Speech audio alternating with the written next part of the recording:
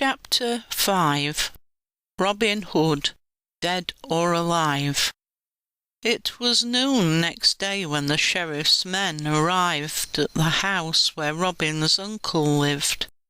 "I demand that you hand over Robin Hood in the name of His Majesty the King," ordered the leader. "Robin Hood left for home yesterday," answered Squire Gamwell. "He lives 40 miles away." 40 miles did not deter the sheriff's men. After their orders from the sheriff, they dared not return without bringing back their prisoner. "Get me Robin Hood, dead or alive," the sheriff had commanded early that morning. "Am I to be made a fool of in my own town? Is it to be known that a man can break out of my own jail?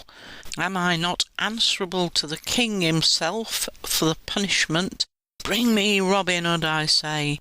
Get him, dead or alive." When the sheriff's men had covered the 40 miles to the cottage where Robin lived, they were met by Robin's father. "We have orders to arrest Robin Hood," said the leader.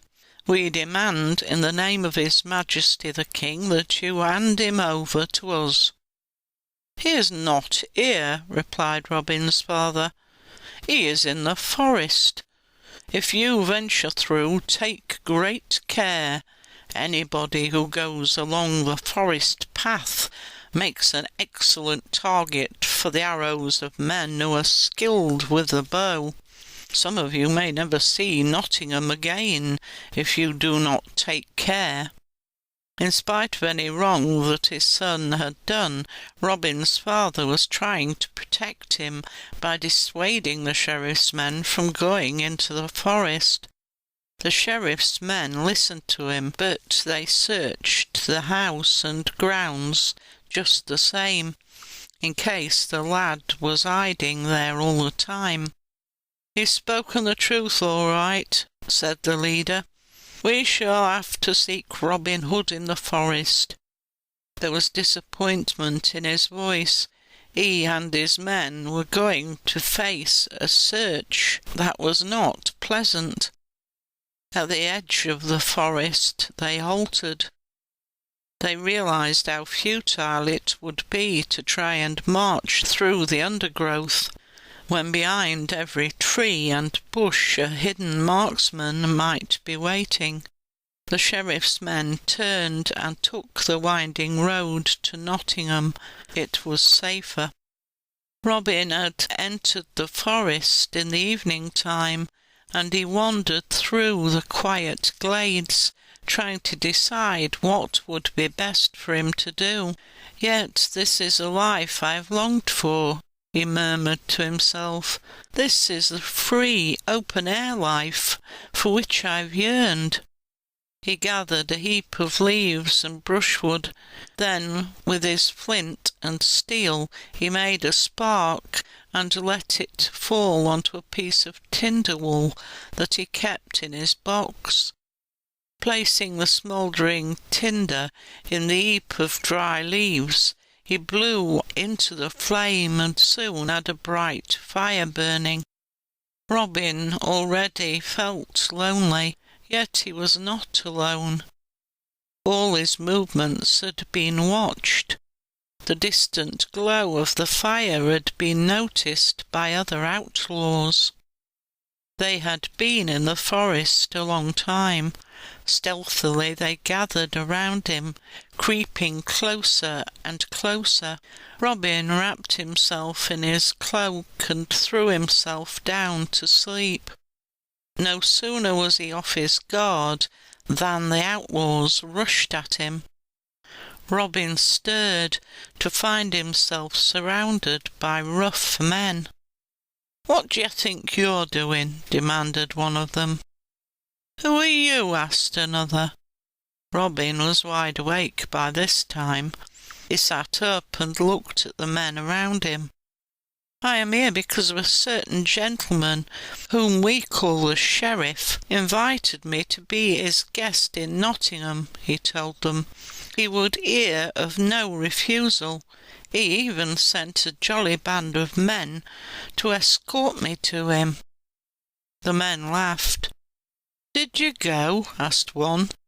"No, I came to the forest instead. I was told that the sheriff was so keen to see me that he didn't care whether I was alive or dead. He'll never take me alive, and as I don't want to die, I have changed my address. That's why I came, and I am here to stay." The men smiled at his humour and let him stay. They invited him to eat with them. "We live on the king's deer and the venison from it. There are birds in the trees that can also be shot and cooked."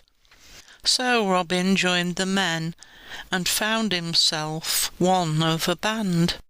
The story of his escape into the forest was talked about in all the villages on that side of the forest where he used to live. It spread, too, around the villages on that side of the forest where his uncle's home was at Gamwell Hall. They remembered with pride the talented youngster who had been with them for only a short time, and who had shown them how wonderfully skilled in manly sports he was. When the harsh feudal laws of the day oppressed the homes of any of these villagers, they would not hesitate to join Robin Hood in the forest. One after another they came, and it was not long before a large number had joined the band. Those outlaws who were in the forest before Robin felt sure that one with so many friends and followers must surely be an important person. They were convinced that he was a man of much higher birth than themselves. So he was, but he never boasted about the fact that his father was related to a very noble family, or that, had it not been for the strange twists of fortune in relation to his mother's ancestors, the death of someone here, the marriage of someone there, he would have become Earl of Huntingdon. After a while everyone began to look upon Robin as their natural leader. Not only did he come of good family, but he was superior to all in his use of the quarterstaff and sword, and above all of the bow and arrow. By common consent he was made the outlaws' captain. "We must only have the best of bows made of strong, pliable yew," said Robin, when all his band were seated around the camp-fire one night. "Our arrows, too, must be perfectly made." He gave a great deal of time to making his band proficient with their weapons and useful with their fists. He thought it advisable for his men to carry, besides their arrows, short swords. "And what about clothing?" he asked on one occasion. "It is fitting that we should be clad like men of the forest." The outlaws were dressed at the time in many coloured clothes, shabby and torn through much hard wear. "Why not dress ourselves in green cloth?" Robin said. "Then, since the grass and the leaves of the forest are green, we should be less likely to be noticed." All agreed that this was a fine idea. Later Robin showed the men how, by blowing different ways upon his horn, various messages could be sent. A number of sharp blasts could mean a cry for help. The sounding of 2 notes in quick succession could mean someone was calling. 3 sharp blasts could mean that Robin himself wanted to speak to his men. It was early one summer evening when Robin called his followers about him. "I have called you here," he said, "to tell you details of a great plan. It is useless for us to hide here as if we were all villains. We are living in strange times, where there seems to be one law for the rich and another for the poor. The rich are well looked after, whereas the poor are not only neglected, but are treated worse than dogs. The barons in their castles do as they like. Let us teach them to do what we like." His men roared with laughter. "You may well laugh," said Robin.